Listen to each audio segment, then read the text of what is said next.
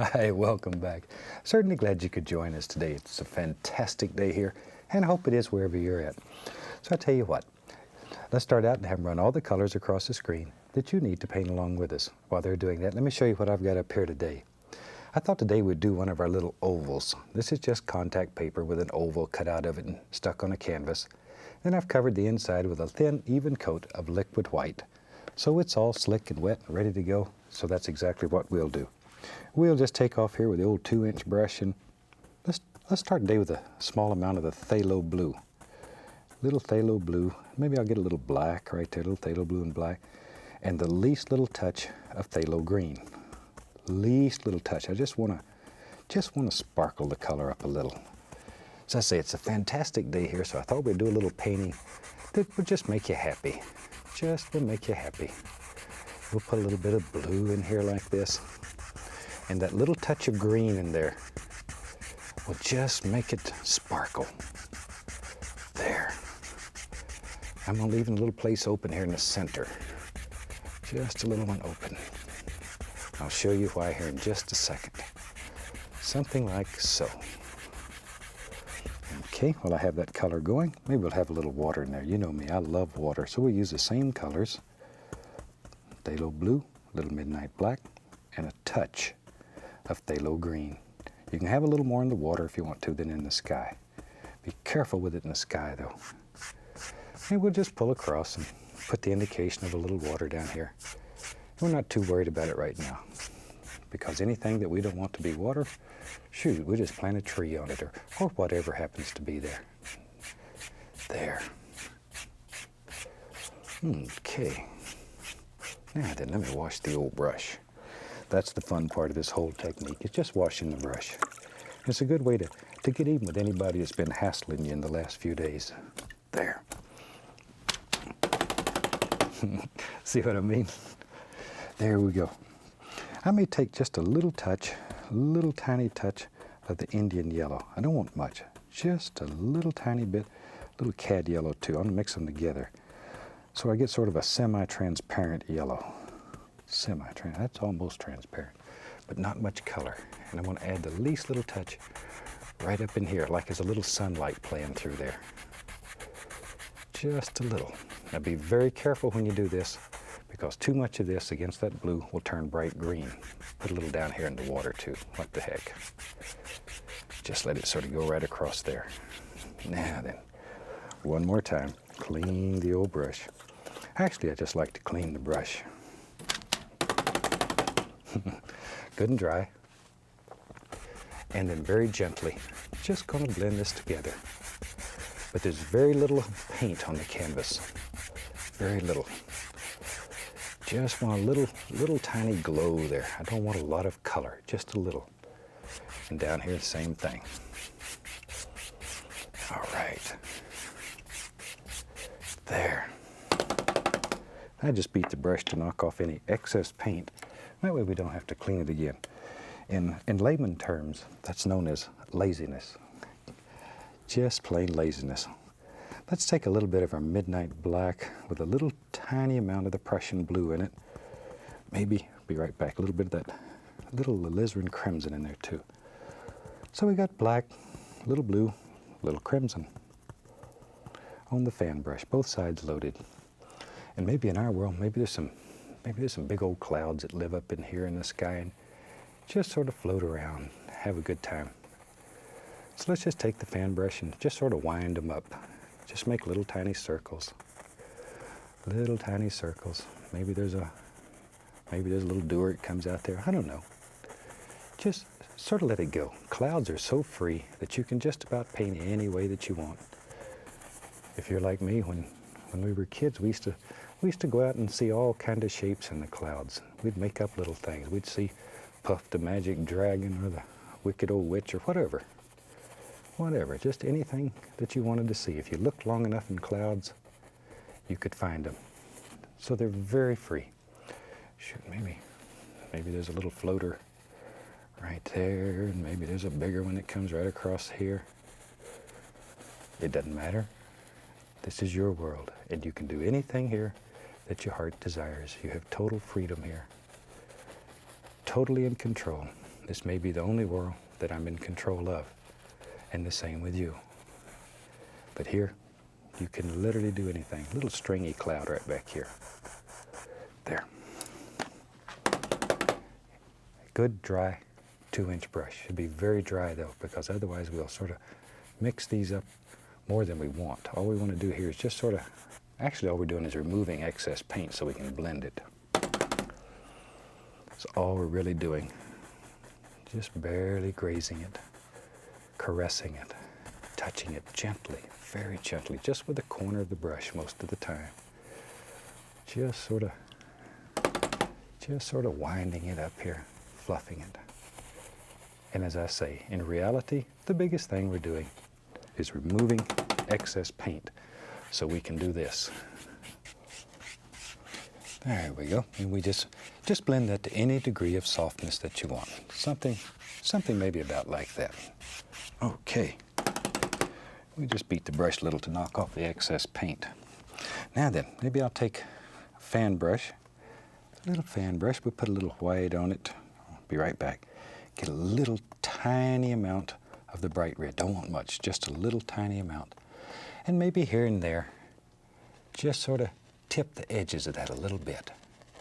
I don't want this to get too bright. I just want a little indication here and there of a little floater that lives up in here. Tiniest little bit. There. Maybe a little in here. Wherever. You make the decision. And then very gently go right over that. And that just helps create that illusion of little things that are happening. But I don't want them too bright. All right. Isn't that a fantastic way, though, of making a very effective little sky? And it's pretty, too. Now then, let me grab. We'll use one of the little small round brushes, about a half size round. We're going to take some black, a little bit of the Prussian blue, reach up here and get a little Van Dyke, a little alizarin crimson, maybe a little touch of the sap green in there. But just tap the brush, just tap it. And maybe, in our world, maybe back in here, in the background, maybe there's some little trees that live back in here. And this little brush is just fantastic for making these little trees. Little things that live right along in there. Wherever. You have to make the decision where they live, how many there are. Big, small, skinny, fat, whatever you want. You have to make those decisions. There we go. Something like that. That gives us some very basic little shapes. All right. Now then, let's find an old script liner brush. A little bit of the Van Dyke brown, a little paint thinner. And let's go right up in here. And here and there, make the indication of a little trunk in some of these little trees. Not too many, but just a little here and there. Maybe there's even one or two that stick out above up there that you can see. I like that. Now then, we'll just use that same old brush. What the heck? What the heck? If we go into a little bit of the cad yellow, it should turn a nice greenish color. We'll use a little yellow ochre, a little Indian yellow here and there, and maybe once in a while a little bit of the bright red. Okay, let's go back up here. Now then, let's put some nice highlights on these little trees. There. We'll vary the colors, going between the different yellows, just to change the flavor now and then. Then that little brush still do some beautiful little things there. I'm going to really highlight that one. I want him to stand out better. There. Boy, he's a shiner. Add a little touch of the bright red to it. There. See? You just put a little doer in there. There we go. And maybe we'll give him a little friend right down here. But do little layers like this, and it'll create that illusion of depth that we're always talking about. Let's go over here. Do this one over here. Don't want him left out. There. But don't kill all your dark areas. Sometimes this gets working nice, and you get carried away, and you kill all the dark areas, and then you lose your shadows. Lose your shadows. Get a little more of that sap green and put in there. There. Now, if you really want a bright green like springtime, add a little bit of the phthalo green. That'll really sparkle. There. Maybe just tap that one, dull it down a little bit. Don't want it to stand out too much. It'll be the only thing we see in the painting. There we are. But see if you get one that you think's a little bright. If you just tap it, it picks up the base color, and you're in business again, because we don't make mistakes. We have happy accidents. Let's use those same colors. Those black, little Prussian blue, little Van Dyke brown, little sap green, crimson. And maybe in our world, little land lives right here. Little land right there. There it is. All right, and I'm just tapping in some dark color. And we'll put some grass on top of that. But we need that dark color so our light will show. There. Tell you what, let's have some fun today. Let's have some fun. This would be a nice place. Maybe there's a big bank here. We haven't done that in quite a while. Maybe there's a big bank. Sits right here. We'll take a little bit of Van Dyke brown. And I'm just sort of pulling it over. Bloop. Like that. There.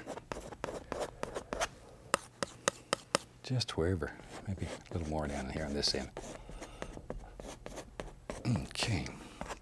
Now, take a little bit of white, a little dark sienna, a little Van Dyke brown, mix them together, but leave them very marbled and barely grazing the canvas, following those angles. Just come right along like that and just let it just barely touch it. Barely touch it. Just graze it. Just graze it. I mean, just the lightest possible touch. Lightest touch. Yeah, we'll just use that same old brush. It doesn't matter if it's got a little color on it. It'll just make green when we touch the yellows. There. It's just push. So you get that little ridge of paint right out on the end of the bristles. And we can take that and we can go in here and begin applying a little highlight. Paying very close attention to the lay of the land or the way the land flows, whatever you want to call it. Let some of that just go right over the edge. And touch a little of the bright red here and there. Put a little sparkler, see? But let it just crawl right over the edge. Bloop, bloop, bloop, bloop, like that. There. Just a little more color. But isn't that neat how you can just make it look like there's little grassy areas hanging right over the bank on the side of a, maybe this is a little river. That's what, let's make a little river out of this. A little river just sort of meanders along here. There, sort of a nice word. It feels good on your tongue, meander. Guess that's a word. I like it anyway. There. There's another little hangy down, right there. But isn't that neat the way it already looks like a little bank up in here. Shoot, you know me. I'd have to have a little house here. Let's put a little cabin right here. I'm just going to take a knife and let's just scrape out a basic shape. Don't want a big cabin, just want a little guy that lives here. Because I would like to live right there. I'd have a good time. I'd sit right here in the living room and throw my fishing line right out in the water. And if I caught one, we'd put a Band-Aid on him, wish him well, give him a little CPR, and put him back in the water, and pat him on the tutu and send him on his way. And we'd catch him again some other day. This is just Van Dyke brown. I'm just blocking in a basic shape. Let me get the little knife. This is a small cabin. Little knife makes it a little easier to get in there. There. That's the reason we designed a little knife. It's do little things, so we might as well use it. There we go. Now, I'm going to take some white, put the least little touch of bright red in it, and dark sienna. Make a nice warm color. Cut across, get a little roll of paint. On this side over here, just touch, pull down, something like that. Now on the other side, I want to add a little Van Dyke brown of that same color, because in my mind, I think this side over here, well, it didn't get any darker. Do it again. Should be a little darker over here. There, that's better. Little rascal didn't want to play right. There we go. All right. On darken that even a little more right up against the top. There. Now we can take just a little bit of straight Van Dyke brown on the knife, touch it, make the indication of some old boards. This is an old cabin out here, old fishing cabin. Take our knife, do our old cabinectomy as soon as we decide what shape we want it. We need a door. There, we're going to put the door on this side because we put it on the other side. When you walk out, you're going to fall right in the creek. Probably ruin your whole day. Now, let's take a little white, a little of the midnight black. I'm going to make a nice gray color. And with the small edge of the knife, let's go up in here. Let's put the indication of some little shingles on this house.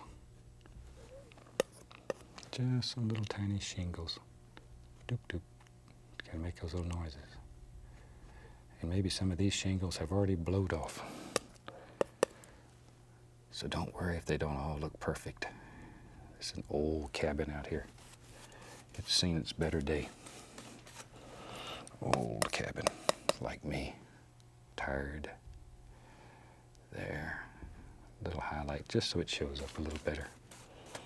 Now then, back to my brush that we were making the grassy areas with. And let's put some things around his little bottom here.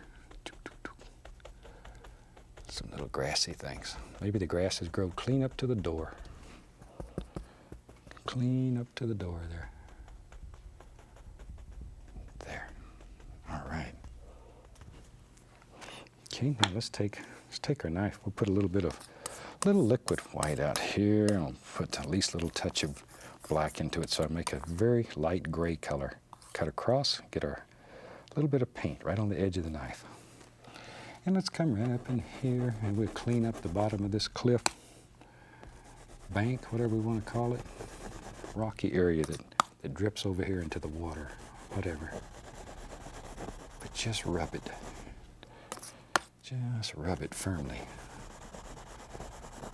And I don't want it to be perfectly straight. I want all kind of little indentations and little doodads in there, because that's where the fish hide.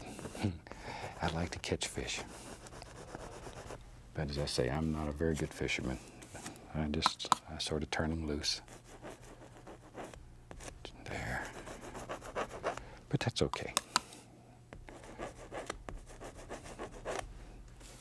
All right. Now, let me find another one of those little round brushes. I like them. Let's take our black and blue and brown and crimson and sap green. Just load a lot of those colors on there. Maybe in our world, right over in here, we got to have something on this side. Maybe there lives a little peninsula right here. That way we can push that stream back. We can just push it around. There we go. This is a nice little tree here. This would be a fantastic place for my little squirrel to live. I've showed him several times. I'd like to show him one more time in this series because I'm so crazy about these little rascals. There he is in my backyard. You see, after I turned him loose, how dependent he still is. I think he's got sort of used to the old man feeding him here. They really didn't go far when I turned him loose.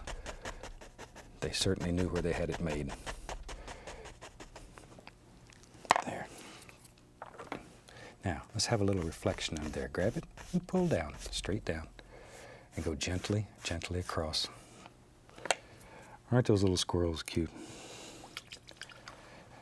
I raised about a half a dozen of them this year, and most of them we've turned loose now, and they're living out in my backyard and just having a good time. I still feed them every day, so they hang around. They hang around.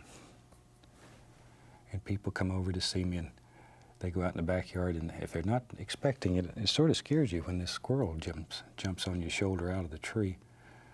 But that's all right. People get used to it, and they certainly like them once they know they're not going to attack them. They like them. You can't hardly help but like one of them little rascals. Let's take some of our greens and yellows and all of those colors. I'm going to reach over here and get the least little touch of liquid white and put in there. I want that to be a little bit thinner and a little bit brighter, so I use liquid white rather than paint thinner. so it stands out from the stuff in the background there. Now we can come right up here with this brush, and that quick, we can just throw all kinds of little grassy things up here, little leafy things. There, see? Isn't that neat how that little brush just drops all those in, and that easy. I really like this little round brush. There. Now then, a little bright red, a little yellow ochre. We'll just play. Shoot, let's have some nice little bush out here that really sparkles. Ooh, that's a nice one. Nice one. Nice one. That one will get your attention. A little one right here. Wherever. Just sort of look at them and decide where you think they should live and drop them in. There we go. That easy. Yeah, we can take a little touch of the liquid white on here. And then just very easy. Just put a little indication like that in. Maybe a little bit of Van Dyke brown there too, just to make it look like there's a little dirt there. There. And then let it just go right into that liquid white. And that's the simplest, easiest way there is of making the indication of a little bank without really doing nothing. Now we're just scratch in a few little sticks and twigs and all those little things that live out there. Tell you what, why don't we bring the camera right up here?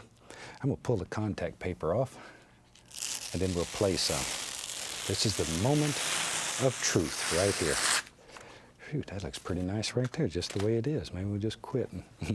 Nah, you know me. I've got to have a big tree over here on the other side. I get letters sometimes. People say, you did the most beautiful painting on TV the other day, and then you put that dumb tree in there. I get carried away with trees.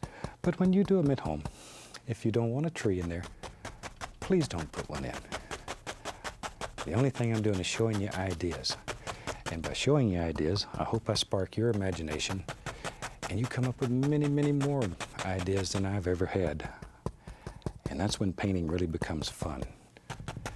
It's when it's your own creation. It's not just something you're copying that somebody else did.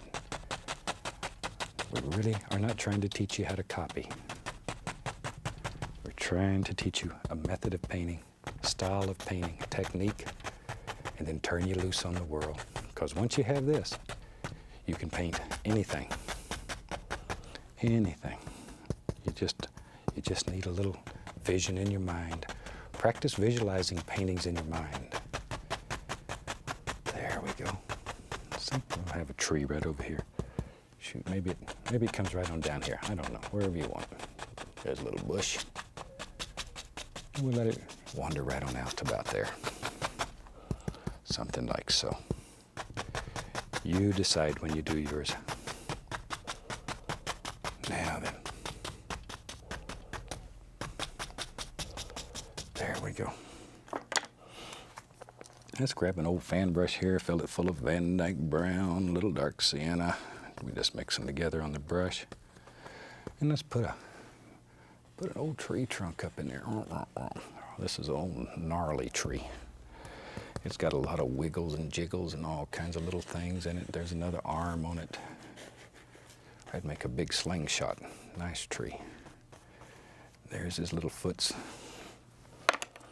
Okay, take a little white, a little dark sienna, mix them together. Get our little roll of paint, and let's just put the indication here and there of a little highlight on this tree. There. Doom. Just let that just sort of float right down the tree, allowing it to break, barely touching. Just barely touching. And that old rascal will just jump right out there at you. Something like that. Take a little touch of the Prussian blue, a little white, put on the other side here, just to give the indication of a little reflected light. Go right back into that dark color and over the top of it gently, and I'm not kidding, when this is dry, it'll look and feel like real bark.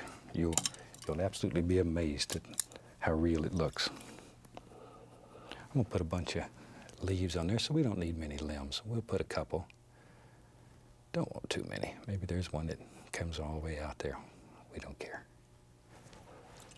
There. Now then, back to our little round brush. Get a little bit of the color. I'm gonna have some more sap green in there. Ooh, that's nice.